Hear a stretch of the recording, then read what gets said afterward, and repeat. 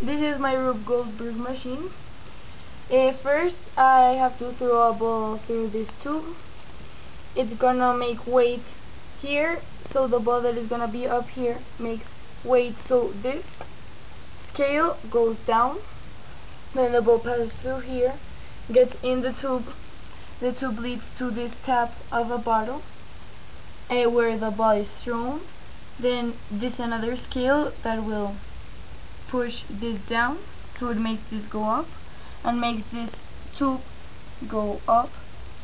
In here there's a ball that then it will hit the dominoes. The dominoes fall and it will make the ball speed up. It will make it go through this tube that it will get to this switch.